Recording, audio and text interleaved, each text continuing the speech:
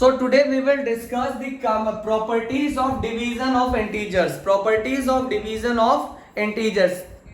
In the previous class we had already discussed the rest of the properties. Only properties of divisions are left. So today we will discuss properties of division. So in this sequence, the first thing is properties of division. जरा ध्यान से देखो properties of division क्या है. Properties of division, पहली property Tanmay सारे बच्चे ध्यान से सुनना, बहुत इंपॉर्टेंट है. प्रॉपर्टीज ऑफ डिवीजन, पहली property, closure property does not hold good. Closure property does not hold good. ये हम इसमें क्लोजर प्रॉपर्टी एग्जिस्ट नहीं करती है, हमेशा एग्जिस्ट नहीं करती है. जरा ध्यान से सुनो, closure property does not hold good.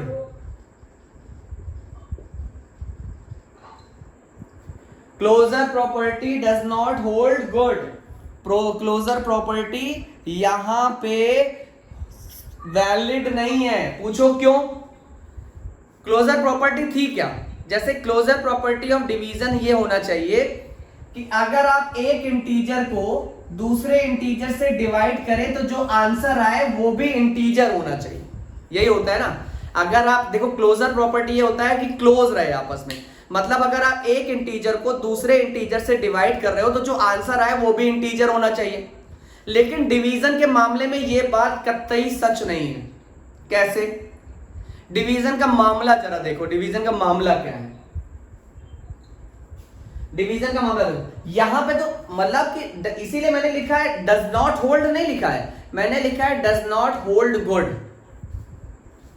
मैंने लिखा है डज नॉट होल्ड गुड. क्यों डज नॉट होल्ड गुड क्या होता है? जरा ध्यान से देखो. डज नॉट होल्ड गुड क्यों? यहां पे तो होल्ड कर गई, यहां पे तो सर देखिए क्लोजर प्रॉपर्टी होल्ड कर गई. आपने एक नंबर को दूसरे नंबर से डिवाइड किया, आंसर 2 आ गया. लेकिन अब बताओ, एक इंटीजर मैंने 7 लिया है, एक इंटीजर मैंने 2 लिया है. क्या जब 7 को 2 से डिवाइड करोगे तो आंसर क्या आएगा? 3.5. इस 3.5 इज इंटीजर? नहीं, 3.5 इंटीजर्स नहीं है. इसका ये मतलब हुआ कि क्लोजर प्रॉपर्टी कंप्लीटली इसमें वैलिड नहीं है. क्लोजर प्रॉपर्टी कंप्लीटली इस पे वैलिड नहीं है. क्लियर? समझ में आया क्लोजर प्रॉपर्टी ऑफ डिवीजन. अब नेक्स्ट हम देखेंगे आपका कम्यूटेटिव. बहुत से बच्चों ने पूछा कम्यूटेटिव प्रॉपर्टी. अब देखो जरा, देखते हैं डिवीजन कम्यूटेटिव होता है कि नहीं. यस माय डियर बच्चों, division is not commutative. Not commutative.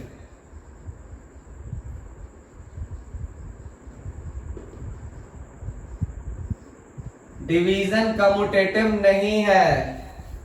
Division commutative नहीं है. कैसे? जरा ध्यान से देखो. कम्यूटेटिव प्रॉपर्टी सबको याद है.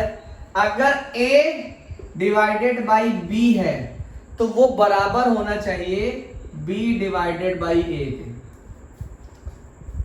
अगर a डिवाइडेड बाई b है तो बराबर होना चाहिए b डिवाइडेड बाई a के.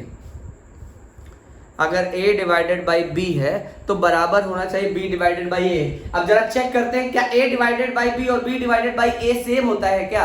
जरा चेक करते हैं. a की वैल्यू लेते हैं 6 और b की वैल्यू लेते हैं 3. जरा देखो ध्यान से. a को हम रखते हैं 6 divided by 3 which is equal to 3 is equal to b divided by a. अब जरा इसकी वैल्यू निकालते हैं. इसकी b की वैल्यू कितनी थी? 3 डिवाइडेड बाई a की वैल्यू कितनी थी? 6. तो इसका मतलब हो गया 3/6. ये तो हो गया 1/2.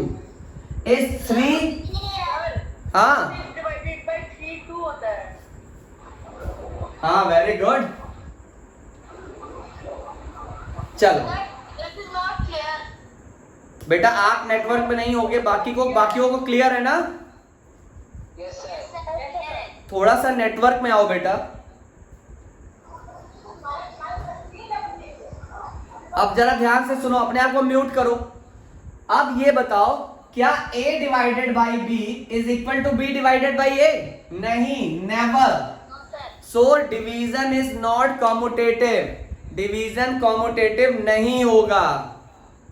समझ में आया कि नहीं? अगला देखो, not associative. Not associative, division associative भी नहीं होता।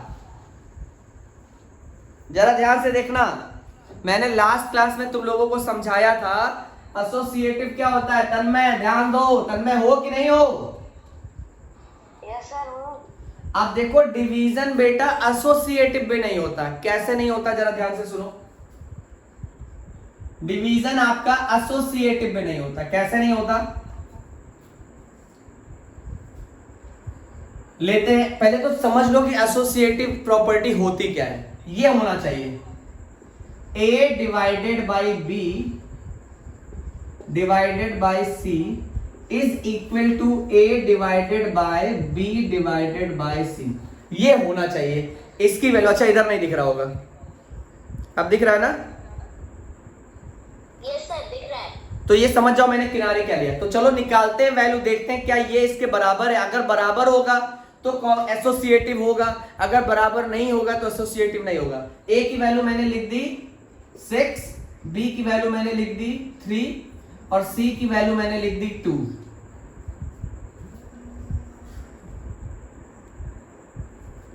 a की वैल्यू लिख दी 6, b की वैल्यू लिख दी 3 और c की वैल्यू लिख दी 2। जरा ध्यान से देखो, पहले वैल्यू निकालते हैं। पहले इसकी वैल्यू निकालो। a की वैल्यू क्या है? 6 divided by 3, outside the bracket it is 2।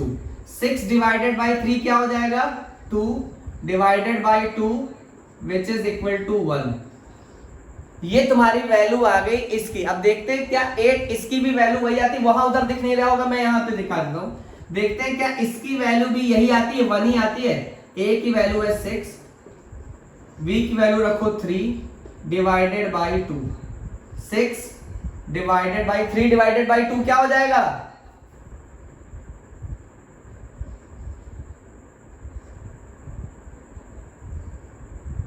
1.5 लिख देते हैं। 1.5। अब 6 डिवाइडेड बाई 1.5 कितना आएगा? 6 डिवाइडेड बाई 1.5 कितना आएगा? 4। 4 ही आएगा ना?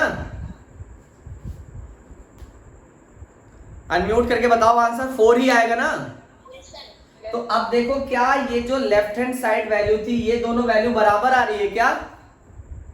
क्या इसकी वैल्यू और इसकी वैल्यू बराबर आ रही है क्या? तो इसका क्या मतलब हुआ?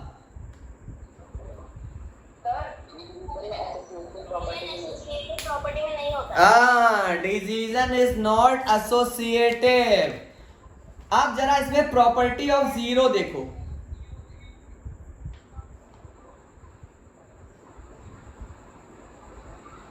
एक बहुत अच्छी प्रॉपर्टी जो तुमसे बहुत तुम्हारे दादा, इस प्रॉपर्टी को पता करने के बाद तुम आराम से शादियों में खाना खा सकोगे। तुमको तुम्हारे दादाजी, ताऊ जी, चाचा जी, बुआ जी, फूफा जी परेशान नहीं करेंगे। अक्सर पूछते हैं ना, अच्छा बताओ बेटा किस क्लास में पढ़ते हो? तो तुम कहते हो चाचा जी 7th में पढ़ते, मैं रसगुल्ला खा लूं। कहने रुको, इधर आओ, एक क्वेश्चन बताओ, 2 डिवाइडेड बाई 0 क्या होता है? दादाजी बता दूंगा, मैं थोड़ा सा रसगुल्ला तो खा लूं। नहीं, रसगुल्ला तुम्हें तभी मिलेगा जब तुम बताओगे 2 डिवाइडेड बाई 0 क्या होता है। तो आज मैं तुम्हें ये बताने के बाद तुम आराम से रसगुल्ले जाके खा सकते हो शादियों में। मैं भी तुम्हारे चाचा ताऊ खुद भी तुम्हें खिलाएं कि अरे वाह बहुत इंटेलिजेंट बच्चा है, और रसगुल्ला खाओ बेटा, और खाओ खाओ खाओ और खाओ। जरा देखो, ये तुम्हारी जो प्रॉपर्टी ऑफ जीरो है, जरा ध्यान से देखना। Property of zero, property of zero. थोड़ा डिजाइन बना दिया, अच्छा लगता है ना? एक बात याद रखो, किसी भी नंबर, जीरो को तुम किसी भी नंबर से डिवाइड करोगे। देखो ये दो अलग अलग चीजें हैं, इसको बोलते हैं और इसको क्या बोलते हैं जरा देखना। इसको बोलते हैं zero is divided by a, zero is divided by a, और इसको बोलते हैं a is divided by zero. यार इसी को नहीं, इसको ऐसे पढ़ते हैं, zero is divided by a and a is divided by zero. तो याद रखना प्यारे बच्चों, ये तो सही है, किसी भी जीरो को किसी भी नंबर से डिवाइड करोगे तो जीरो आएगा।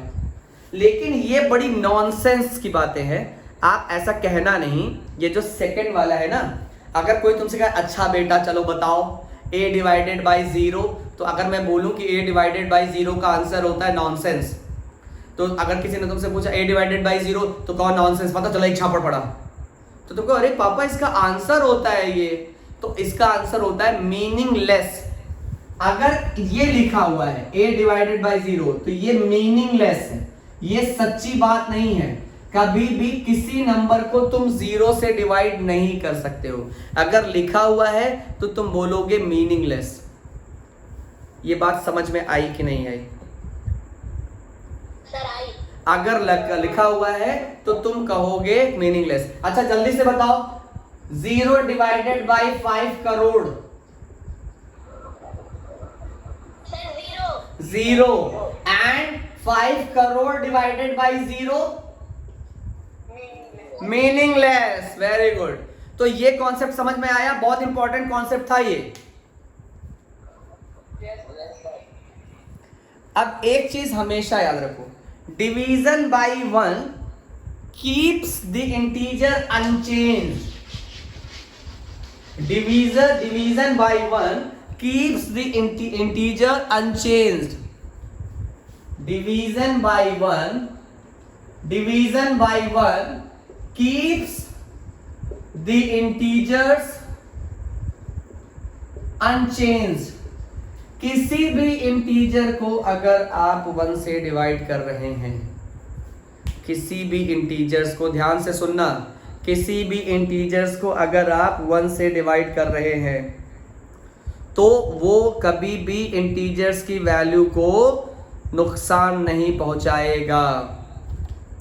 जिज्ञासा गोयल, टेल मी, अभी तक की क्लास आपको समझ में आ रही है? Yes sir. Who is from this ID? Seema Singh. Ayush बेटा तुम्हें ये समझ में आ रहा है?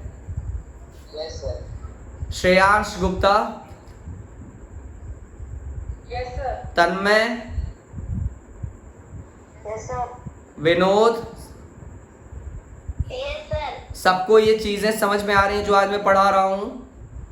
Yes sir. तो जरा से एक बार जोर से चिल्ला के बोलिए। जोर, अब तुम्हें मैं नहीं बोलूंगा जोर से बोलो, तो सब ये मत जय माता दी मत बोल देना, बोल सकते हो लेकिन मैं बोल रहा हूं जोर से बोलो। समझ में आया?